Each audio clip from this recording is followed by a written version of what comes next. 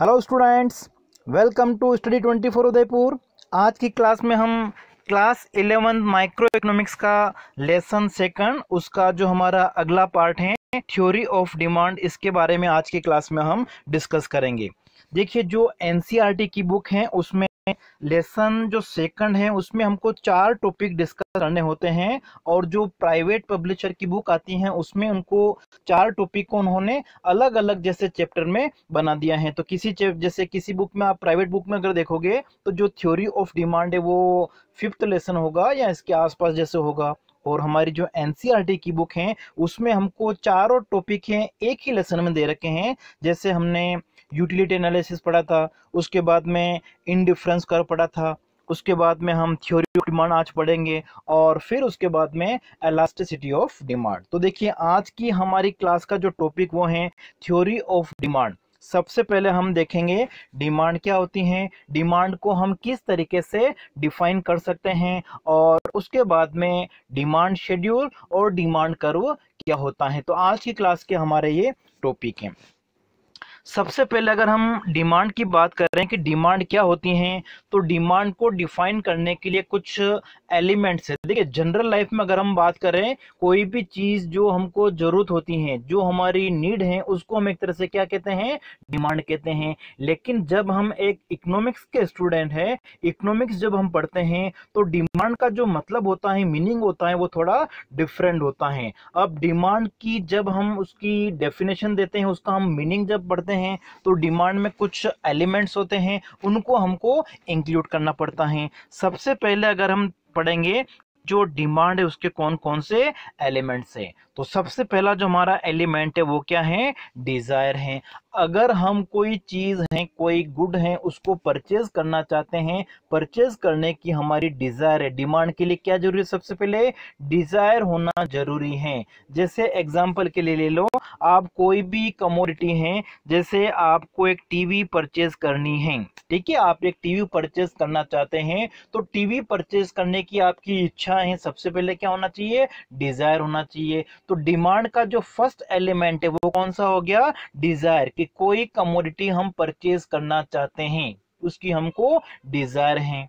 फिर केवल डिजायर होने को हम डिमांड नहीं कहेंगे, उसके साथ साथ में क्या जरूरी है, उस डिजायर को पूरा करने के लिए हमारे पास में सफिशिएंट मनी होनी चाहिए, परचेजिंग पावर होना चाहिए। कहने का मतलब इनकम होनी चाहिए, पैसा होना चाहिए। जैसे ये जो टीवी हमको परचेज करनी है, इसकी प्राइस कितनी है, 10,000 रुपीज। तो कंज्यूमर के पास में ये जो 10,000 रुपीज मनी जो उसको परचेज करने के लिए चाहिए, वो उसके पास में होने चाहिए। तो सेकंड जो हमारा एलिमेंट हो गया डिमांड का, वो क्या हो गया, परचेजिंग पावर, या हम कह सकते हैं सफिशिएंट मनी कह सकते हैं, या इनकम कह सकते हैं। उस डिजायर को पूरा करने के लिए पैसा होना चाहिए। जैसे एक पर्सन है, वो टीवी परचेज करने की उसकी डिजायर है, टीवी कितने की है, 10,000 रुपीज की है, उसके पास में 10,000 रुपीज भी हैं, लेकिन इसको हम डिमांड नहीं कहेंगे। डिमांड के लिए तीसरा एलिमेंट क्या है, विलिंगनेस टू स्पेंड। उसके पास में ये जो 10,000 रुपीज हैं, उसको वो खर्च करना चाहता है, तभी वो एक तरह से क्या होगी, डिमांड। ठीक है, डिमांड के लिए क्या जरूरी है, डिजायर है, सफिशिएंट परचेजिंग पावर है। लेकिन अगर ये पैसा उस टीवी के ऊपर वो खर्च नहीं करना चाहता है, तो उसको हम डिमांड नहीं कहेंगे। डिमांड के लिए क्या जरूरी है, उस टीवी को वो परचेज करना चाहता है, उसकी डिजायर है, उसके पास में उसको परचेज करने के लिए पैसा भी है, और वो जो मनी उसके पास में है, उसके पास जो पैसा है, उसको वो खर्च करने के लिए रेडी है, विलिंगनेस टू स्पेंड। लेकिन इन तीनों एलिमेंट को एक तरह से क्या कहा जाता है, वांट कहा जाता है। ठीक है, वांट हमारी।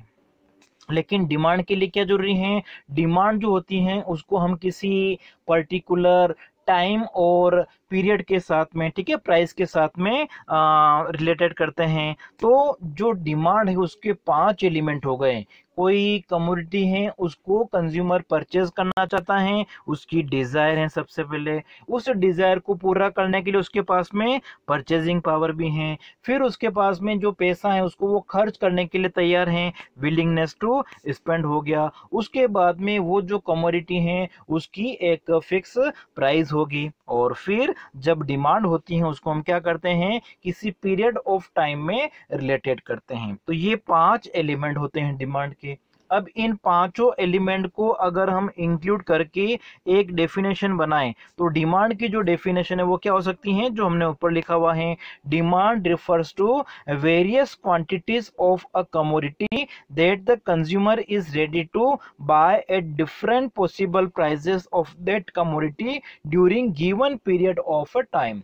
किसी गिवन पीरियड ऑफ टाइम में डिफरेंट पॉसिबल प्राइजेस पर, जैसे डिफरेंट पॉसिबल प्राइजेस का मतलब क्या हो गया, का जैसे प्राइस 1 रुपीज है, उसमें कंज्यूमर जो है वो कितनी क्वांटिटी डिमांड करता है, 10 यूनिट। जब प्राइस 10 रुपीज है उसमें डिमांड कितनी है, जब प्राइस 3 रुपीज है उस समय वो कितनी क्वांटिटी परचेज करना चाहता है, जब प्राइस 4 रुपीज है उस समय वो कितनी कितनी क्वांटिटी परचेज करना चाहता है। ये जो वेरियस क्वांटिटीज, हम जैसे यहाँ पे कुछ भी लिख देते हैं 8, 6, 2, बस यहाँ पे आपको, जब हम देखिए जो हम टॉपिक पढ़ रहे हैं थ्योरी ऑफ डिमांड, तो यहाँ पे आपको ध्यान रखना है कि प्राइस और डिमांड में कैसा रिलेशन होता है, इनवर्स रिलेशन होता है, नेगेटिव रिलेशन होता है। जब प्राइस बढ़ती हैं तो डिमांड क्या होती है, डिक्रीज होती है, कम होती है। ठीक है, प्राइस बढ़ने पर डिमांड क्या होगी, कम। और प्राइस अगर कम हो रही है तो प्राइस कम होने के साथ साथ में डिमांड क्या होगी, इंक्रीज होगी। इसको हम कहते हैं इनवर्स रिलेशन, कहते हैं नेगेटिव रिलेशन कहते हैं। तो देखिए किसी कमोडिटी की जो ये डिफरेंट पॉसिबल प्राइजेस हैं, इन पर वेरियस क्वांटिटी कंज्यूमर ये परचेज करना चाहता है कि जब प्राइस 1 रुपीज है उस समय उसकी वो 10 यूनिट परचेज कर सकता है, जब प्राइस 2 रुपीज है उस समय वो 8 यूनिट परचेज कर सकता है, जब प्राइस 3 रुपीज है उस समय वो कितनी क्वांटिटी परचेज करता है या डिमांड करता है, 6 यूनिट। और जब प्राइस ज्यादा हो जाती है, 4 रुपीज हो जाती है, तो उस समय उसकी जो डिमांड वो करता है, कितनी करता है, केवल 2 यूनिट। तो इसको एक तरह से हम क्या कहते हैं, डिमांड कहेंगे। क्लियर हो गया। डिमांड की जो डेफिनेशन है वो क्या होती है, demand refers to various quantities of a commodity that the consumer is ready to buy at different possible prices. किसी कमोडिटी की जो डिफरेंट पॉसिबल प्राइसेस हो सकती हैं, उन पर कंज्यूमर कितने कितने क्वांटिटी वो परचेज करना चाहता है। और जनरली अगर हम देखें तो प्राइस और डिमांड में कैसा रिलेशन होगा, इनवर्स रिलेशन होगा, जिसके बारे में आगे हम और डिटेल में डिस्कस करेंगे। तो बस यहाँ पे आपको ये ध्यान रखना है कि किसी गिवन पीरियड ऑफ टाइम में किसी कमोडिटी की डिफरेंट पॉसिबल प्राइसेस पर कंज्यूमर कितनी कितनी क्वांटिटी परचेज करने को रेडी हैं, उसको हम क्या कहेंगे, डिमांड कहेंगे। जैसे अगर हम कहें किसी विलेज में जब मिल्क है उसकी प्राइस कितनी है, 50 रुपीज पर लीटर है, तो एक विलेज में 50 रुपीज पर लीटर की जो प्राइस है मिल्क की, उस पर जितने भी कंज्यूमर हैं वो कितने डिमांड करते हैं, माना कि 100 लीटर मिल्क जो है वो परचेज किया जाता है पर डे। ठीक है, किसी विलेज में per day 50 rupees per litre के हिसाब से 100 लीटर 100 लीटर जो है मिल्क परचेज किया जा रहा है। तो ये एक तरह से क्या होगा इकोनॉमिक्स की लैंग्वेज में, डिमांड। क्योंकि इस डेफिनेशन में हमने क्या किया, एक जो टाइम है उसको भी ले लिया है, उस कमोडिटी की हमने प्राइस भी ले ली है, और डिफरेंट क्वांटिटीज जो कंज्यूमर परचेज कर रहा है उसको भी हमने ले लिया है। तो आपको डिमांड क्या होता है ये समझ में आ गया होगा। उसके बाद में देखिए हमारा एक टॉपिक इसी से और रिलेटेड है, वो हमारा होता है क्वांटिटी डिमांडेड।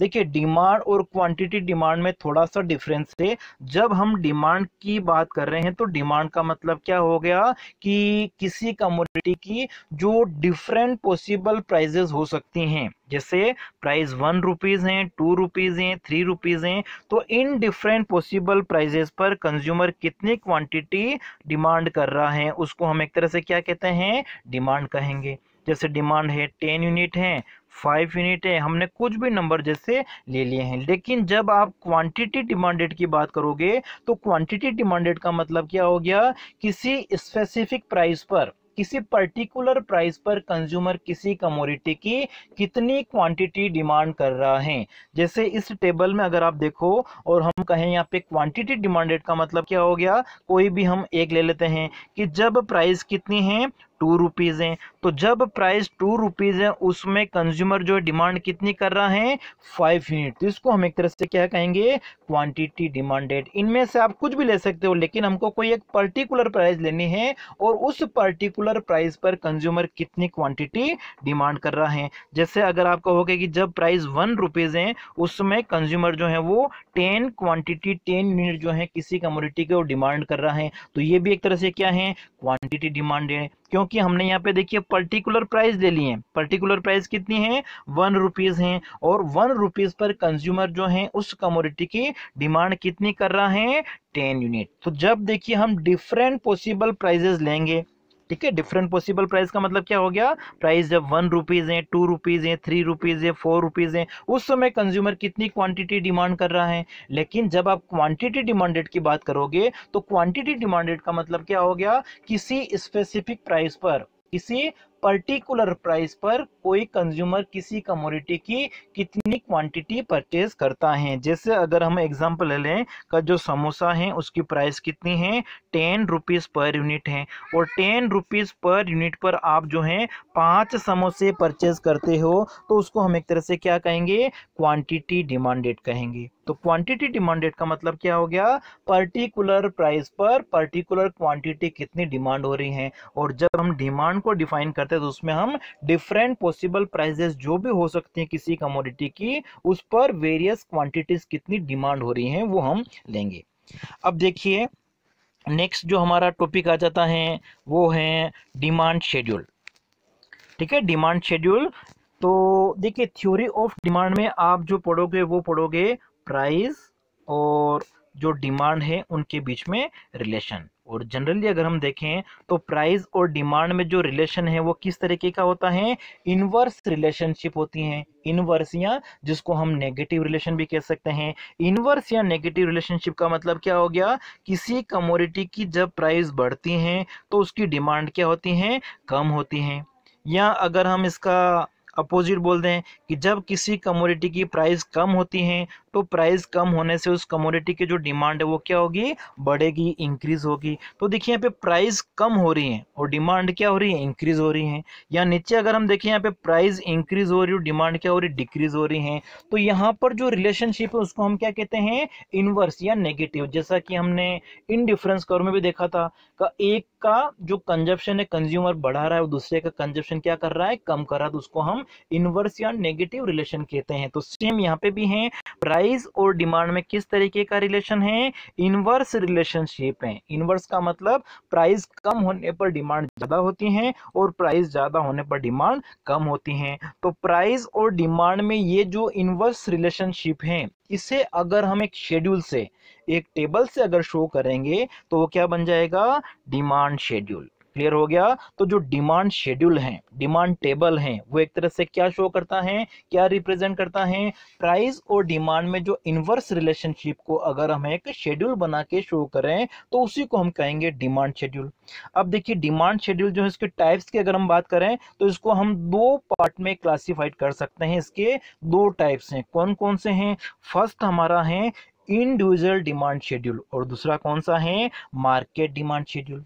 देखिए यहाँ से जब हम इंडिविजुअल की बात करेंगे तो इंडिविजुअल का मतलब क्या हो गया, कोई एक पर्टिकुलर कंज्यूमर वेरियस जो डिफरेंट प्राइजेस हैं उन पर कितनी क्वांटिटी वो परचेज करना चाहता है उसे अगर हम शो करेंगे तो उसको हम क्या कहेंगे इंडिविजुअल। इंडिविजुअल का मतलब क्या हो गया, कोई एक पर्टिकुलर कंज्यूमर, जैसे अगर हम कहें कि कोई एक पर्टिकुलर कंज्यूमर जैसे राम है, तो राम जो है किसी कमोडिटी की प्राइस जो है वो कितनी है 1 रुपीज़ है 2 रुपीज़ है 3 रुपीज़ है 4 रुपीज़ हैं। तो ये जो डिफरेंट प्राइस हैं उस पर राम किसी कमोडिटी की कितनी डिमांड कर रहा है। केवल हम एक पर्टिकुलर कंज्यूमर की बात कर रहे हैं कि केवल राम जो है वो इन डिफरेंट पॉसिबल प्राइजेस पर कितनी क्वांटिटी परचेज करना चाह रहा है। जब प्राइस 1 रुपीज़ है उस समय वो 50 यूनिट परचेज करना चाहता है, जब प्राइस 2 रुपीज़ है उस समय हमने लिख दिया 30 यूनिट, जब प्राइस 3 रुपीज़ होगी बढ़ गई तो डिमांड उसने और कम कर दी है 20 यूनिट कर दी है,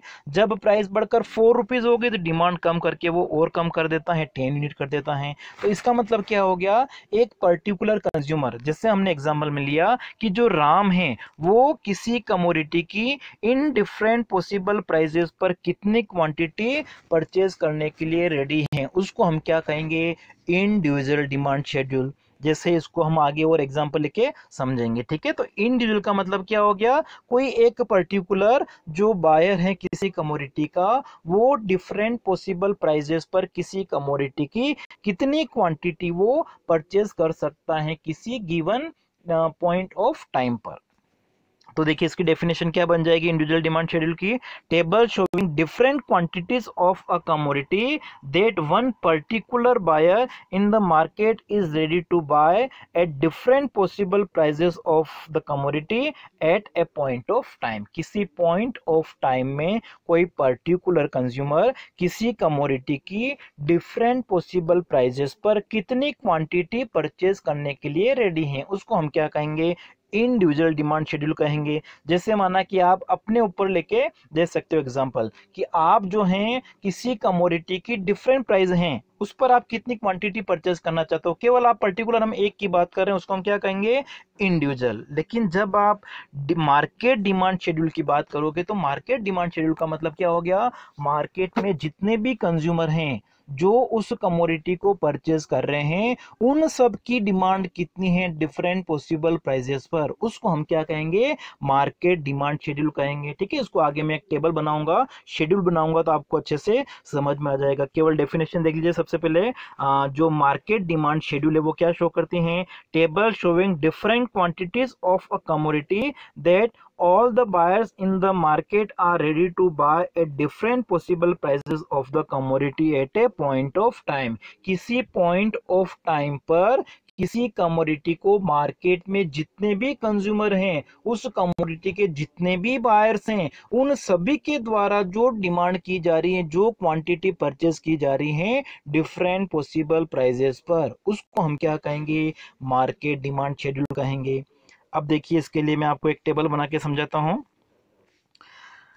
ये देखिए हमने जो एग्जांपल लिया है, उस एग्जांपल में हमने एज्यूम कर लिया है कि जो मार्केट है उसमें केवल दो ही कंज्यूमर हैं। दो कंज्यूमर कौन कौन से हैं, हमने नाम दे दिया उनका ए एंड बी। किसी मार्केट में किसी कमोडिटी के केवल दो ही कंज्यूमर हैं। दो कंज्यूमर कौन कौन से हैं, ए एंड बी। तो अब यहाँ पे जो इंडिविजुअल डिमांड क्या होगी, सबसे पहले हम उसको पढ़ते हैं। तो जब आप इंडिविजुअल डिमांड पढ़ोगे उस समय आपको ये मार्केट डिमांड जो है वो नहीं देखना है, ठीक है। सबसे पहले हम कौन सी डिमांड देख रहे हैं, इंडिविजुअल डिमांड शेड्यूल क्या होती हैं। तो हमने एज्यूम कर लिया कि मार्केट में दो कंज्यूमर हैं, ए एंड बी। तो इंडिविजुअल डिमांड शेड्यूल का मतलब क्या हो गया कि जब प्राइस 1 रुपीज है किसी कमोडिटी की, कुछ भी प्राइस हो सकती है, हमने एज्यूम कर लिया कि किसी कमोडिटी की प्राइस कितनी है, 1 रुपीज है। उसमें मार्केट में जो दो कंज्यूमर हैं उसमें से एक कंज्यूमर जो है कितनी क्वांटिटी परचेज करना चाहता है, 25 यूनिट। जब प्राइस 2 रुपीज है उसमें वो 20 यूनिट परचेज कर सकता है या परचेज करने के लिए रेडी है। जब प्राइस 3 रुपीज है उसमें वो 15 यूनिट ही परचेज करना चाहता है। जब प्राइस उसकी 4 रुपीज होती है तब उसकी वो 10 यूनिट परचेज करने के लिए रेडी हैं। और जब प्राइस 5 रुपीज हो जाती है तो उसकी वो 5 यूनिट परचेज करना चाहता है। प्राइस बढ़ के 6 रुपीज अगर हो जाए तो वो उसकी डिमांड नहीं कर रहा, उसकी जो डिमांड है इसने कितनी कर दी, उसने 0 कर दिया। कुछ भी नंबर हो सकते हैं। तो जैसे जैसे प्राइस बढ़ती जा रही है तो डिमांड क्या हो रही, कम होती जा रही है। तो इन डिफरेंट पॉसिबल प्राइसेस पर कोई एक कंज्यूमर, पर्टिकुलर कंज्यूमर, जैसे कि हमारे इस एग्जांपल में हमने कंज्यूमर ए लिया है, तो एक consumer in different possible prices पर किसी कमोडिटी की कितनी क्वांटिटी परचेज कर रहा है, वो एक तरह से क्या है, इंडिविजुअल डिमांड शेड्यूल है।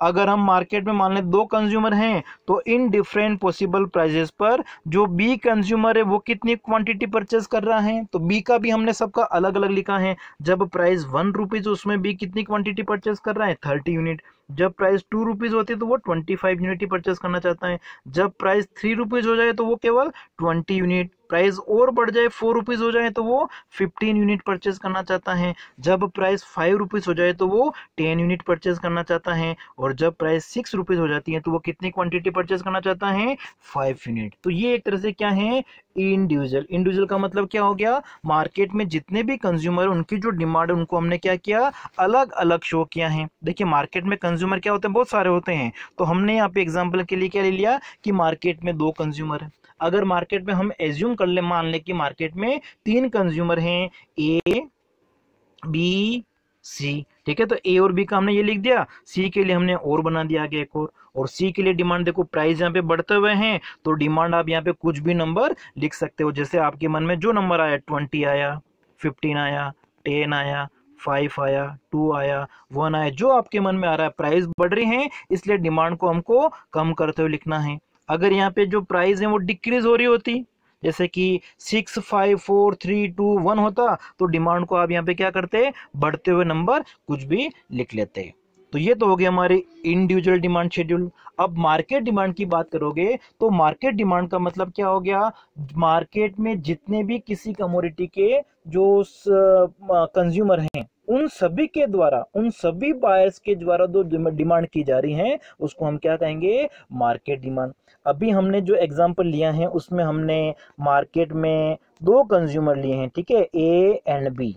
तो मार्केट डिमांड का मतलब क्या हो गया, ए और बी दोनों के द्वारा जो डिमांड की जा रही है, ठीक है, दोनों को हम प्लस कर देंगे तो क्या आ जाएगा, मार्केट डिमांड आ जाएगी। माना कि मार्केट में जैसे 3 कंज्यूमर हैं, ए बी सी, तो मार्केट डिमांड का मतलब क्या हो गया, तीनों की डिमांड को हम प्लस कर देंगे, ए बी और सी, तीनों की डिमांड को आप प्लस कर दोगे। मार्केट में अगर 4 कंज्यूमर हैं, 4 ए बी सी डी, तो चारों की डिमांड को आप प्लस कर दोगे। मतलब जितने भी डिमांड हैं मतलब जितने भी कंज्यूमर हैं उन सब की डिमांड को आपको प्लस करना है। तो हमने जो एग्जांपल लिया है उसमें 2 कंज्यूमर हैं, ए एंड बी, तो मार्केट डिमांड का मतलब क्या हो गया, ए और बी दोनों की डिमांड को आप प्लस कर दोगे। तो जब प्राइस 1 रुपीज है उसमें ए डिमांड कितनी कर रहा है, 25, और बी की डिमांड कितनी है, 30, तो दोनों को प्लस कर दिया, 25 प्लस 30 तो कितना हो गया, 55। ये क्या हो गया, हमारी मार्केट डिमांड।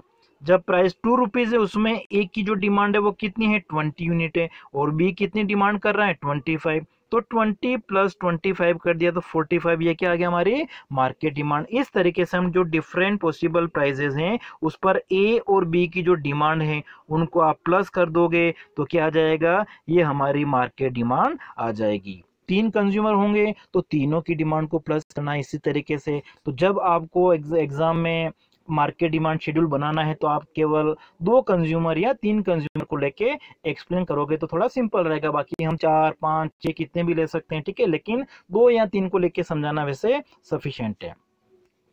अब देखिए फिर नेक्स्ट टॉपिक हमारा जो आ जाता है, इसमें डिमांड शेड्यूल हमने जो बनाई है उसके बाद में डिमांड कर्व, ठीक है। और डिमांड शेड्यूल और डिमांड कर्व दोनों की जो डेफिनेशन है, दोनों का जो मीनिंग है वो सेम है, बस डिफरेंस क्या है कि प्राइस और डिमांड के बीच में जो इनवर्स रिलेशन है, जो नेगेटिव रिलेशन है, उसको अगर हम एक टेबल, एक शेड्यूल बना के शो करेंगे तो वो क्या होगा, demand schedule.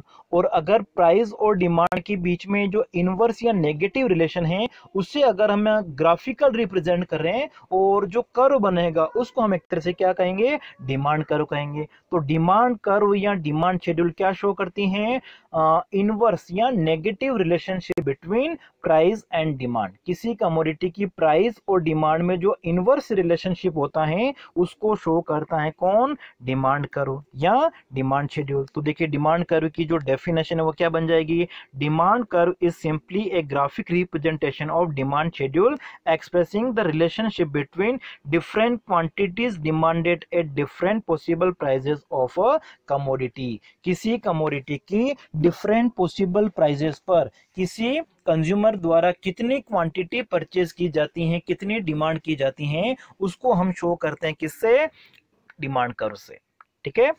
Different possible prices पर डिफरेंट क्वांटिटीज कंज्यूमर कितनी परचेज कर रहा है या इनके बीच में जो ये इनवर्स रिलेशनशिप है उसी को शो करता है कौन, डिमांड कर्व। अब देखिए डिमांड कर्व जो होता है इसका क्लासिफिकेशन अगर हम देखें तो इसको भी हम 2 पार्ट में डिवाइड कर सकते हैं। फर्स्ट कौन सा होता है, इंडिविजुअल डिमांड कर्व और सेकंड कौन सा होता है, मार्केट डिमांड कर्व।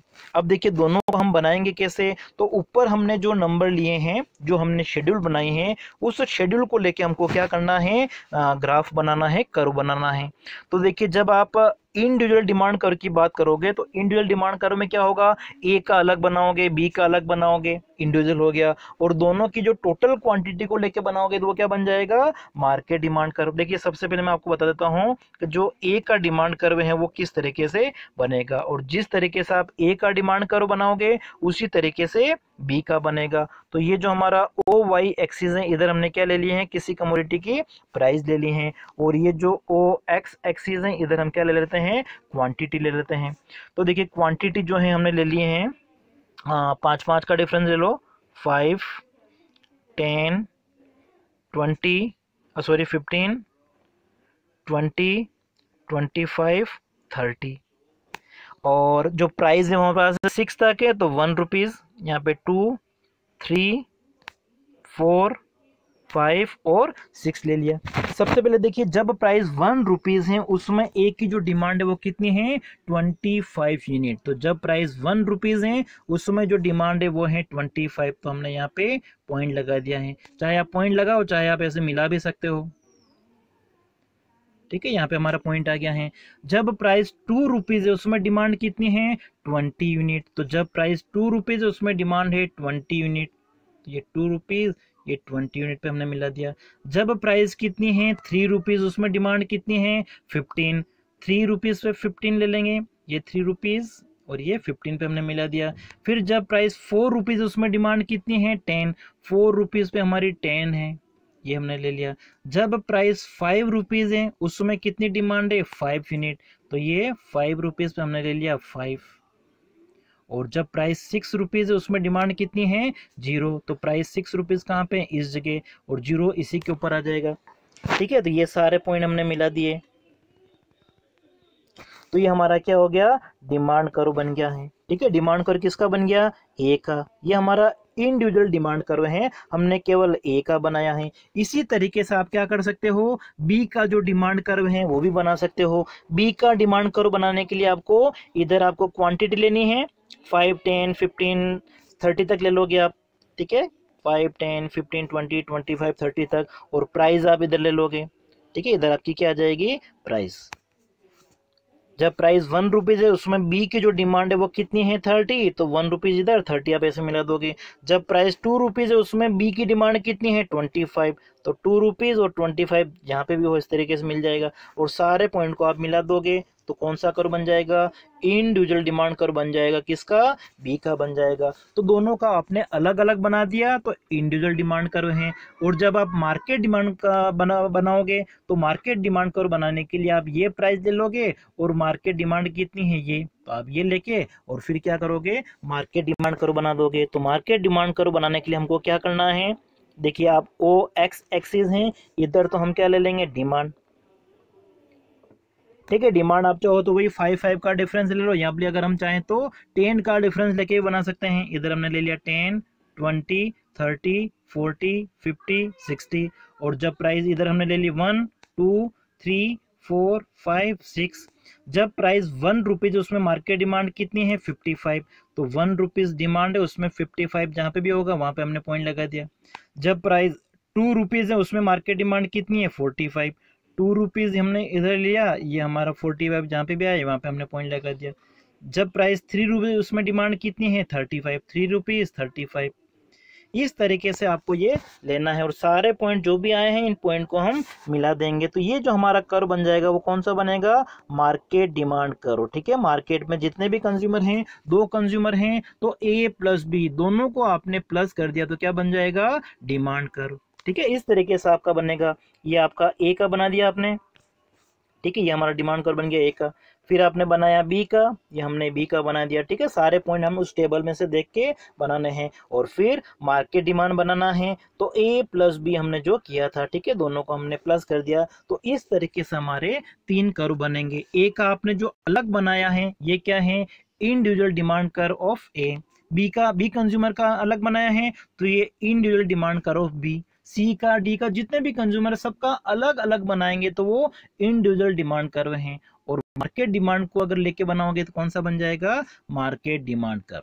तो आज की क्लास में हम इतना ही, नेक्स्ट क्लास में इसका आगे का जो पार्ट है उसको हम डिस्कस करेंगे।